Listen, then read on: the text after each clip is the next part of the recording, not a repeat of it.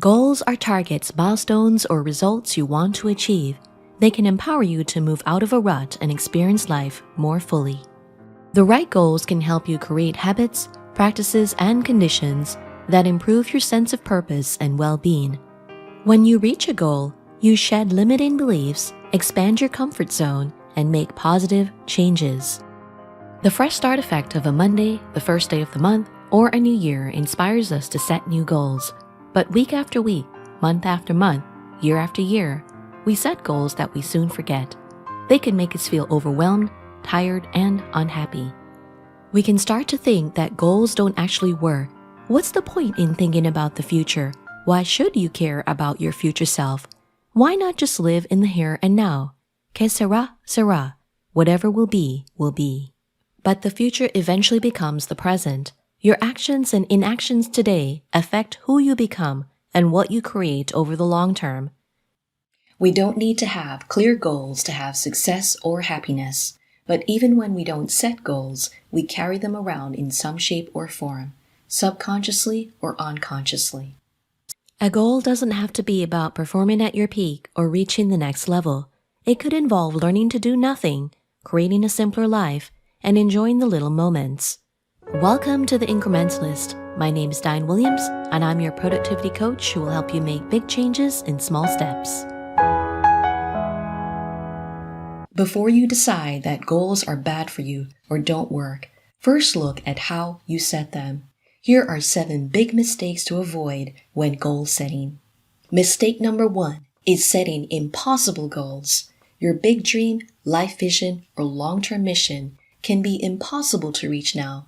But when it comes to goals, you want them to be within reach. Your vision is what you wish to experience, contribute, or create in your lifetime. A goal is one step, but not the only way to move toward your vision. In a YouTube video, How Not to Set Goals, Brendan Burchard argues that SMART goals are lame. He says setting specific, measurable, achievable, realistic, and time-bound goals is left-brain stuff that doesn't inspire or motivate. He says we need to start with our moonshot dreams and set dumb goals, dream-driven, uplifting, method-friendly, and behavior-driven. Your distant goals, 5, 10, or 20 years into the future, can certainly be a giant leap from where you are today. But to move toward them, you need to drill them down to what's possible now. What can you do today, next week, or next month to make the impossible more achievable? If you're out of shape, it's not a limiting belief to think you will not qualify for the Ironman World Championship next month. It's a fact. You won't be able to swim 2+ miles, bike 112 miles, and run 26+ miles in 17 hours without months of extraordinary athletic training. Before you set your sights on your first Ironman, build up to your first long-distance, non-competitive cycling trip. Lofty goals can inspire and excite you initially, but if a goal is too high and you don't believe you can achieve it, you won't get into a state of readiness. You will struggle to start and follow through to the finish line. A goal ought to stretch you, but not break you. To achieve your long-term mission over a lifetime, you take steps just outside your comfort level on a shorter time scale. You set mini goals to steer yourself in the right direction. You set progress points to make the finish line more tangible, less distant, and clearer. You focus on the next step and recalibrate as you move forward. Mistake number 2 is playing too small. Positive change involves risk exposure, like accountability, failure, and disappointment. If your goal reflects only micro improvements that keep you in your comfort zone, you stay stagnant. Playing too small comes from the false belief that your strengths are fixed and your weaknesses are permanent. It doesn't open you up to growth opportunities or prepare you for challenges. To live deeply, you can't just protect what you already have. There is risk involved. You tap into your full potential when you're in a state of flow. This is when you're in the zone and you're most productive and creative. To have flow, the challenge must be just beyond your skill level. This is the Goldilocks zone, the sweet spot of difficulty, where the task isn't so easy that you get bored or so hard that you get anxious. Optimal learning involves making mistakes. In a study published in Nature Communications, researchers examined how quickly AI learned assigned tasks. They concluded the optimal training level is when the computers chose the right answers 85% of the time. In other words, the ideal difficulty level is when mistakes are made about 15% of the time. While it's not clear how the 85% rule applies to human learning, it's fair to say you learn best when you fail some of the time. When we play too small, our neural circuits don't fire up to trigger behavior. In any goal pursuit, the following parts of your brain are activated. First is the amygdala. This is associated with emotion, memory, and the fight, flight, or freeze mode. Second is the basal ganglia. This sends signals to your muscles to initiate action or to avoid action. Third is the prefrontal cortex. This is for thinking, decision-making, planning, and other executive functions. Fourth is the orbital prefrontal cortex. This affects how you feel about your current state compared to the expected state when you reach the goal. Making mistakes primes your brain to learn new things, stay alert, and adjust your actions. While your daily to-dos should be doable, your goals should test limits, disrupt the status quo, and spark some doubt and uncertainty. Mistake number 3 is failing to set clear goals that you can track. Clarifying your goals and breaking them down into action steps make them more tangible and less distant. Writing down your goals helps you to specify what they are. You can do this in a journal, planner, or notebook, or on a whiteboard. Keep visual cues for what you really want. This allows you to filter out time wasters and use distractions more skillfully. Clear goals create traction, improve self-accountability, and channel your focus. You build energy, endurance, and equanimity in doing the work. You stop prioritizing trivial things over your main goal. With clear goals, you can review and track your progress daily or weekly. It's not about measuring forwards, which is focusing on the gap between your current state and the ideal state when you reach the goal. Measure backwards instead, says strategic coach Dan Sullivan and organizational psychologist Dr. Benjamin Hardy in their book, The Gap and the Gain. Focus on the gain you've achieved since you started working on the goal. When you're in the gap, you end up with failure, frustration, disappointment, low self-esteem, guilt, and depression. When you're in the gain, you get success, satisfaction, confidence, high self-esteem, enjoyment, and optimism. Detach from the end goal. Raise your minimum standards day by day, week by week, so the future becomes the present. Looking back on your previous week to see the progress you've made gives you a dopamine hit. Dopamine is a neurochemical that motivates you for short-term and long-term goals. It affects your effort, movement, and action to reach goals.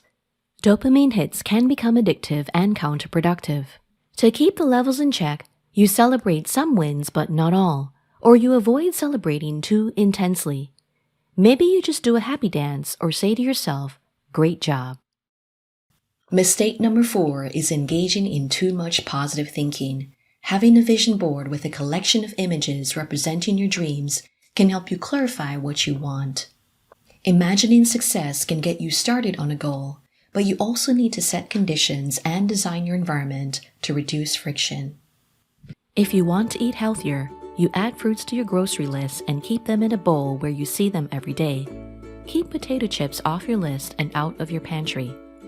You also must prepare for potential pitfalls ahead of time. Don't wait until you're in crisis mode to figure out how you will respond to hurdles and setbacks.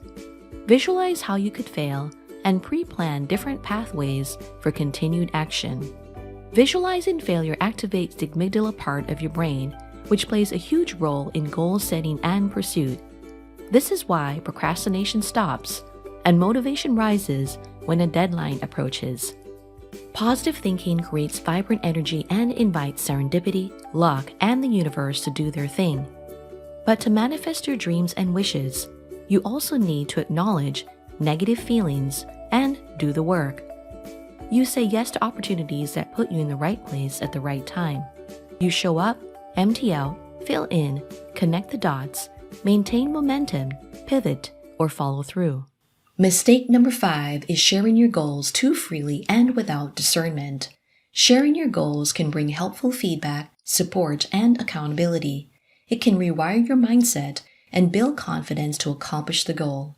But it can backfire too, especially if you share too soon, too often, and with too many people. We not only get a dopamine hit when we achieve a goal, but also when we share them in conversations and on social media. The social validation tricks you into believing you already did the work. The problem is talking about the goal is different from achieving it. There might even be social pressure to follow through, even when you've discovered the goal is no longer right for you or isn't worth the effort and trade-offs required. Wishes and dreams are different from goals. They can even come up in small talk. For goals, though, it's usually better to work toward them first before you tell others about them. Talk about the progress and what you have done, not about the goal or what you intend to do. Ask for feedback and support in the goal pursuit instead of affirmation and validation of the goal setting. Mistake number 6 is having absolute time constraints early in the process. Deadlines can help you prioritize, make progress, and avoid perfectionism. But stretch goals that involve high effort, high creativity, and high risk take more time and energy than we expect. If you're too focused on meeting a rigid deadline, this compromises the results. This leaves no room for spontaneity, surprise, and creative flow. When you're in the exploration phase, give yourself flexibility. Make space to experiment with different options, test out ideas, and do the first draft or rough sketch. Take regular breaks with mundane tasks, daily rituals, or creative hobbies. Do the dishes, read a book, enjoy a cup of coffee, do some bird watching. Be with nature without needing to label or classify what you see and experience. You can set target completion dates to move things along, but hold off on setting strict deadlines until you've explored enough, the finish line is clear, and further delay will harm the results. Mistake number 7 is choosing the wrong goals. It's often said we need to know the why behind a goal. What's the purpose? What's it about? But sometimes the reasons are unclear, or there are many reasons. You really don't need to know the why behind a goal if it feels like a calling. A goal will not excite or engage you unless you truly want it. Your desires can change. They are trained by exposure and influenced by external sources. In his book, Wanting, author Luke Burgess writes that what we want is shaped by mimetic desires. We choose objects due to the influence of a third party, a model, or mediator of desire, or what someone else has already desired or is perceived to desire. He says, thick desires are less mimetic than thin desires. They have had time to form and solidify over many years or during a formative experience that is at the core of a person's life. Thick desires have meaning. They are enduring. Meanwhile, thin desires are rooted in ephemeral, superficial things. They're fleeting, mimetic desires that dominate most of life when it is lived unintentionally and easily infected by mimetic phenomena. So you might end up with a Bialetti mocha pot, not because you love fake espressos so much, but because it showed up so many times on YouTube and Instagram. Author Luke Burgess describes a problem of moving goalposts. He writes, "The obsession with goal setting is misguided, even counterproductive. Setting goals isn't bad, but when the focus is on how to set goals rather than how to choose them in the first place, goals can easily turn into instruments of self-flagellation." End quote. You don't set goals because you hate your life. You set the right goals to create a brighter life that is more aligned with your highest values. To design goals around thick desires, you identify your core motivational drives. Identify which experiences are most fulfilling to you. You have motivational patterns and themes, whether it is the desire to master a skill, to achieve potential, to serve, to explore, to overcome difficulties, or to fix things. A thin desire can be mixed in with a thick desire. Playing arcade video games can be a shallow activity, but when done intentionally and with time limits, it can be a way to enjoy nostalgia, especially if you grew up in the 1980s and 90s, tap into your inner child, or socialize in a fun environment. Choose goals that are based on enduring desires, not mimetic desires. And remember, goals are not set in stone. Feel free to abandon your goals when they no longer serve you or your future self. For more on how to prioritize based on your values and rhythms, check out my book, The Incrementalist. You can find it at leanpub.com/incrementalist. The link is in the show notes. To dive deeper on the incrementalist approach to productive living, you may reach out to me for coaching or speaking events.